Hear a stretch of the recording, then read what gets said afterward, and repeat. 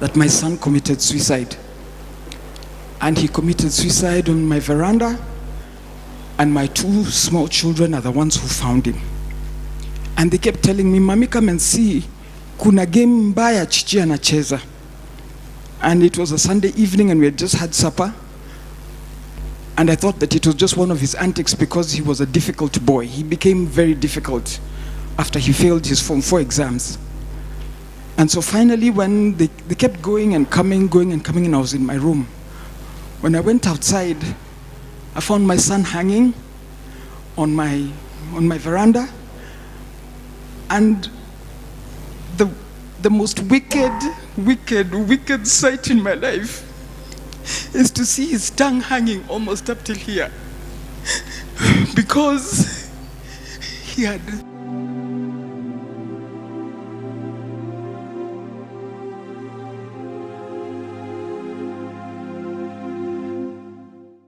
I screamed and I climbed up immediately and I collected him and I put him down and I rushed. I started calling his sisters to take him to hospital.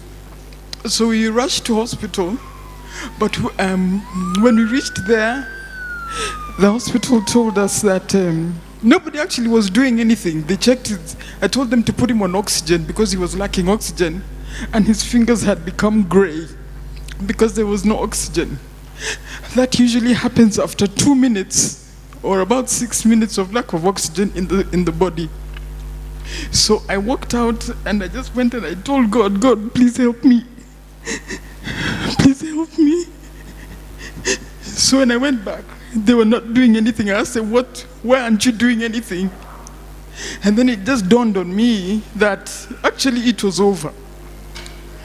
And as it was over, there was no need for oxygen. And there was no need for anything else. And so we had to wait there until we reported to the chief, reported to Embakasi police, and wait until about 3 o'clock when the police vehicle came to take my son and put him in a vehicle car and take him to the mortuary. That is the most wicked, hateful thing that you'll ever need to see. Youth, hakuna kitu ngumu sana ile huwezi kuongea. There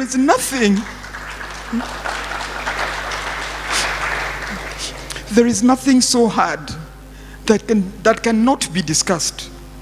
Whether it was sexual violence, which I came to discover that he had been sodomized, whether it was bullying in school, whether it was peer pressure, whether it was failing his exams. So when he failed his exams, first of all, his knowing depression makes you have all the symptoms that are mentioned in that paper.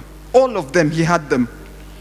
He would come to the sitting room, he's dressed in his underwear, he doesn't care, he doesn't come out of bed. So I used to insist he comes and eats with us. He doesn't want to eat with us. And so they become very difficult when depression hits. So recognize, please, when somebody starts shutting down, there's a problem. This boy had grown up as a very healthy, loving, fun-loving boy, full of love, full of laughter, full of jokes. But something happened somewhere along the line, and he just started withdrawing. And I kid you not, within 6 months, he had committed suicide. Youth, I want to tell you, you know, you can think that you're the one in the problem. There's a place you will reach, you will be unable to pull yourself out again. So before you reach that pit, before you reach that bottom, please ensure that you have talked to somebody. Please ensure that you have shared with somebody. There's nothing too hard. There's nothing too hard. Bible says there is nothing new under the sun. So anything that you're going through is not new. It has happened to somebody else, and it can be solved. We buried my son, but now the after effects are the worst, because now I kept blaming myself. What didn't I do? What did I do? I tried to be as supportive as I wanted. He refused school. One day he just said, "Mami sirudi hiyo shule." And that was it. I had to look for another school for him to go to. And when he went to another school again, then he refused to attend lessons. And then he attends exams, and then he's shocked that he fails his exams. And so when we showed him his results and he came home with the results, he couldn't believe it, and that's when he started going downhill. So the sisters, his sisters, my children, all tried to encourage him to do other things. You can't sit. Do you want to go to driving school? Do you want to go to college? Do you want to draw? Because he was a very good artist. Do you want to draw? What do you want to do? We'll do it for you. He says, bado siko tayari, bado sijajua, I'll let you know. Then that day, he hung himself. But what it has happened, the after effects, is that thereafter, I'm the one who hit depression. I couldn't believe, I couldn't think, I couldn't eat. I couldn't think, how do you bury a 20-year-old son?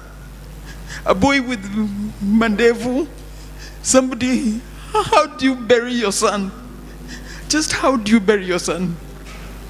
In August this year, we went to fix his grave.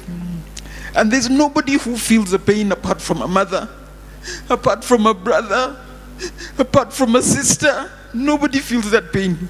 You might think that you're in a pit, but you're not. There is always help. I want to thank the government for making mental health a priority, because we would have lost so many. When we were going to collect my son that day, we were so many parents. We left at 5 in the morning because we were going to Siaya. And I tell you, 6 parents were there because of suicide. 6 parents. And those that were in there that were waiting to be collected the following day, some were being brought in. We cannot lose youth for something that has got a solution. We cannot lose you who have got the energy to build our country for something that has got solutions. I beg you to engage with the processes that are available for us, for the options that are open for us, and please, so that you don't hurt your parents also.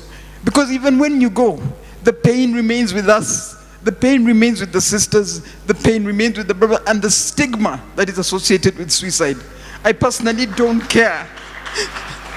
I personally don't care what anybody thinks about me. And that is why I said that just to honor my son's memory, I will speak about mental health. Thank you very much.